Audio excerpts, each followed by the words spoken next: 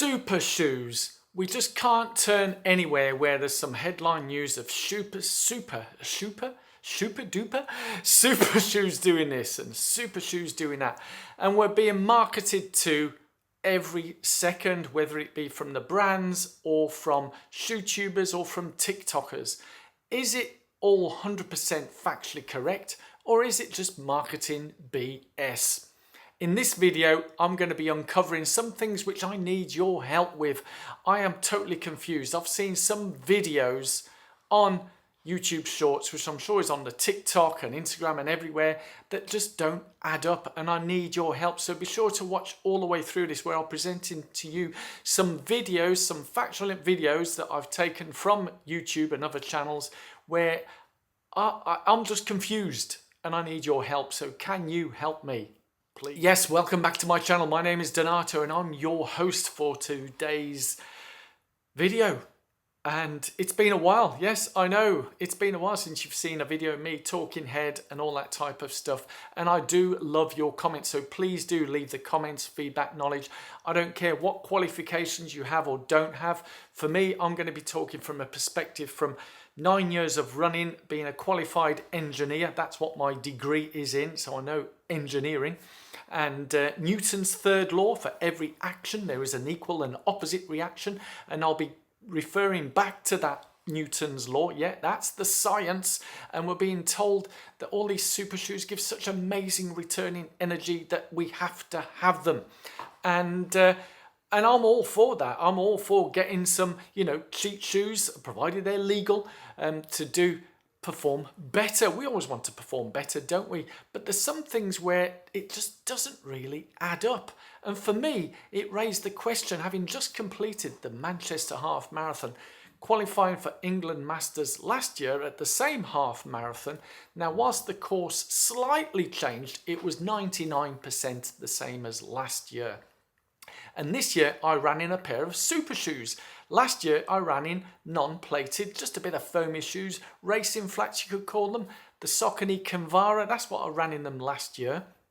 This year was the Adidas Pro 3, which I got on a great deal towards the end of last year, and ran in those. Now, I'd love to show you the Kinvara, but a bit of history. Last year I got injured and I eBayed basically those shoes. I didn't need them. I wasn't going to be running, so I eBayed those shoes. I don't have them to hand now, but I'm sure you can look it up. Kinvara 14, nice foamy shoes, great flats.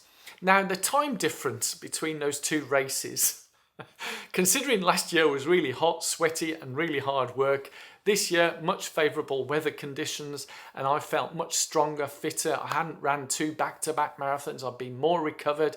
So I was fitter, stronger, allegedly faster and everything with the running shoes. What was the time difference between the two races? 4 seconds. That's right, just 4 seconds. I need to look at the... So I did run faster in the Adidas Pro 3, 89 minutes and 17 seconds, and in the Kinvara is 89 minutes and 21 seconds, so 4 seconds difference. So very little difference. So my question would be then, yes, I know you can add in the factor that I'm getting older and technically I'm getting slower, but the two races, I can assure you, I ran both of them as fast as I could. Last year I needed to run as fast as I could because it was a qualifying race and I came first in my age group last year. This year I was representing England and I always want to perform my best when I race for my country, and I really gave it my all with a perfect strategy, executed it, but still only came here with that time. It's still an astonishing time, don't get me wrong, 89 minutes, sub 90 at the age of 63, bang on, but something raised questions. Now, when it comes to social media, internet, there is one particular channel that I do love, Mark Lewis. You've heard of Mark Lewis. Brilliant chap. I think he's got over 300,000 subscribers, and he says it how it is. I want to play you this little clip from him and to put things in perspective of how, just in case you may or may not know how social media works and how some people are just looking to basically cash in. YouTube, Instagram, TikTok has almost no barrier to entry. If you want a good example of that, me. If I try to get a job at my local gym, they might let me clean the toilets, but I am completely unqualified in any relevant way whatsoever to do anything else. Yet here I am on the internet talking about fitness. And despite constantly explaining that I make up most of what I do as I go along, I still get asked every day if I'll write programs for people or advise them on their training.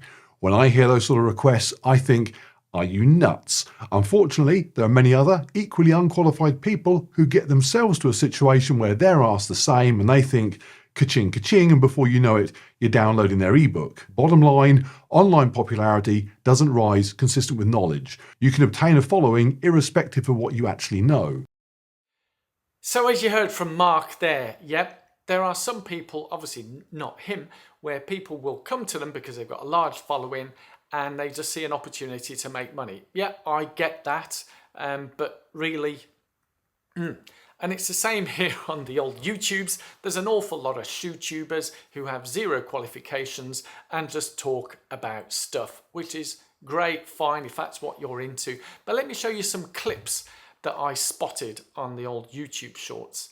And I'm going to share them with you now. And there's just some things that, as I say, I wasn't able to replicate these tests at all. So I can't show you footage of what I did and how it worked.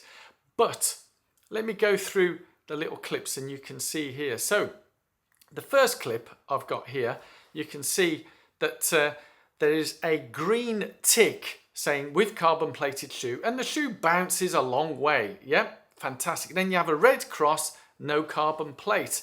Now, green tick means green go, red means stop. So psychologically, we're being told by this content creator that non-plated shoes is bad, red cross, carbon plated shoes, green tick, good cross. Now, you can see that they do bounce a little bit further. I then look at another video showing exactly the same from a different content producer, and it's exactly the same, slightly different shoes, and it's the same thing. Green tick with carbon plated shoe bounces a long way.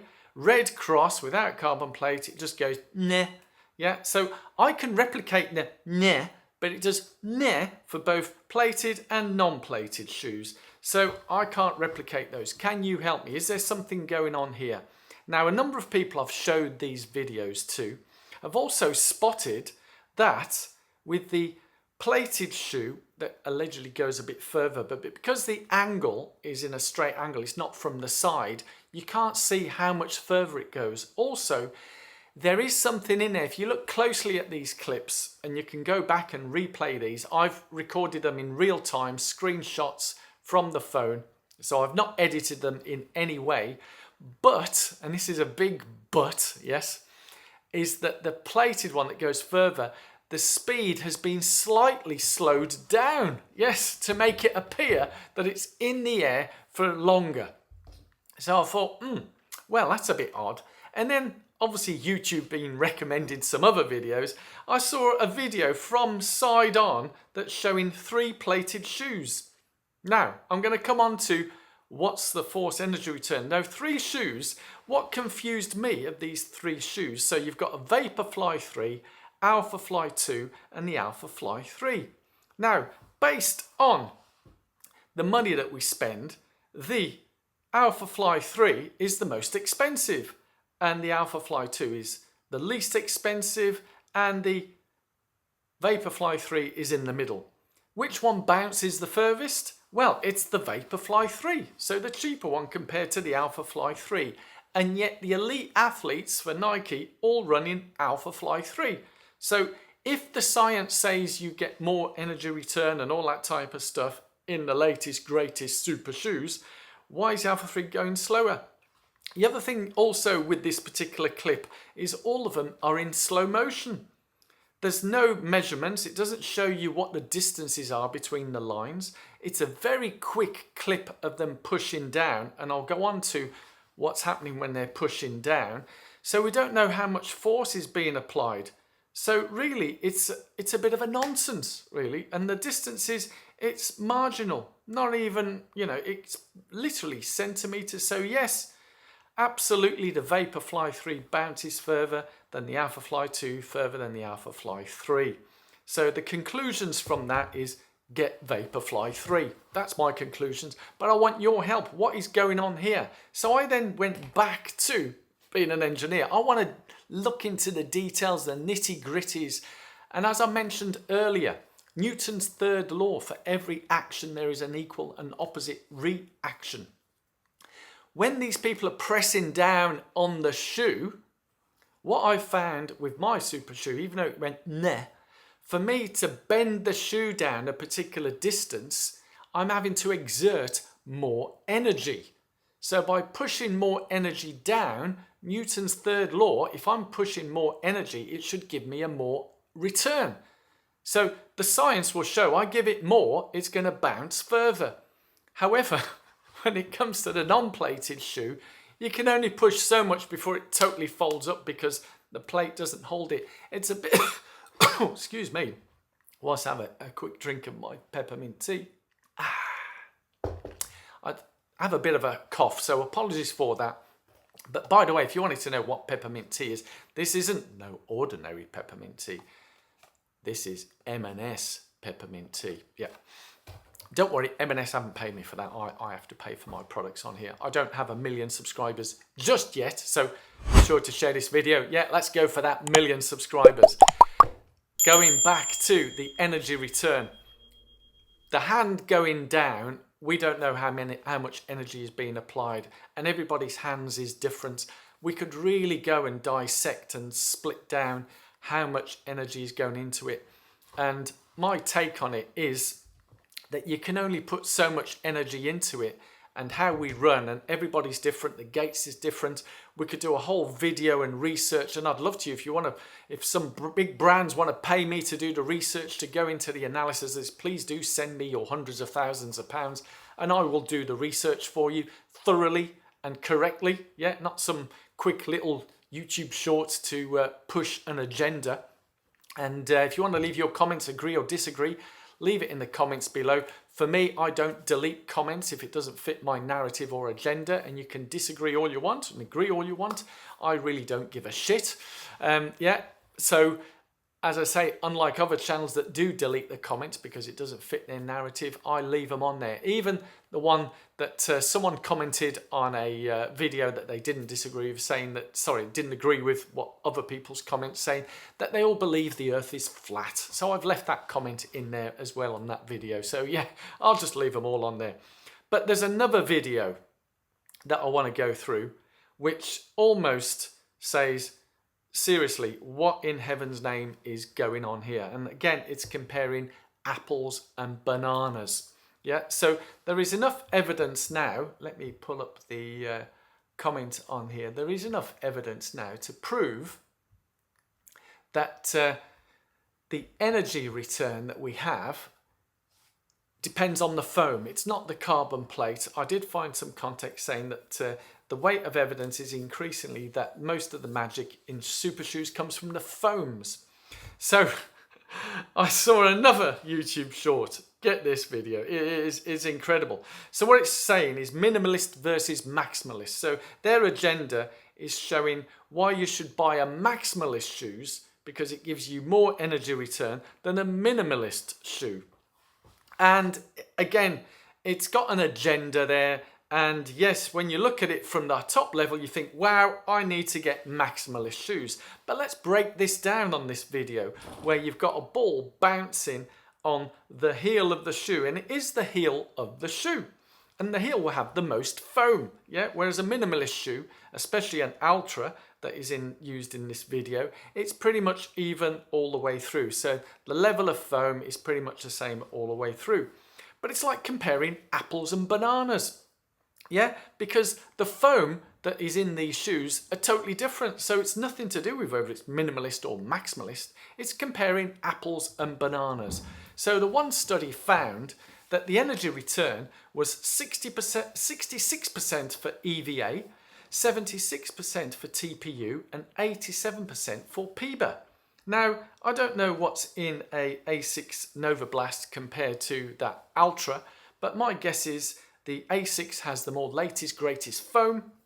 And let's not even go into dissecting that it's the actual heel that they're testing. They're not testing the midfoot or the forefoot, where most people, to run more efficiently, you need to run midfoot.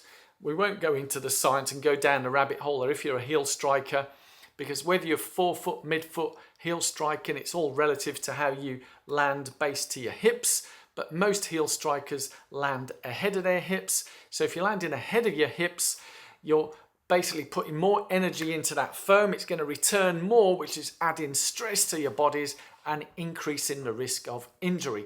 We'll leave that for another video, yeah? Meanwhile, let's have another sip of the tea. What can I say? Yeah, I hope you've enjoyed this video, found it insightful in some way, but I really do need your help. If you've missed a few things on this video, skipped all the way to the back, go back to the beginning, go all the way through, look at those video clips, see if you can replicate those experiments and let me know, are you exerting the same force? Remember Newton's third law, for every action there's an equal and opposite reaction. Are you exerting the same force on your foam only shoes compared to your plated shoes? Yeah. And also what type of foam is in there, because it's not just about the plate, it's about the foam as well. So thank you so much for watching all the way through. Give yourself a double thumbs up for getting all the way here.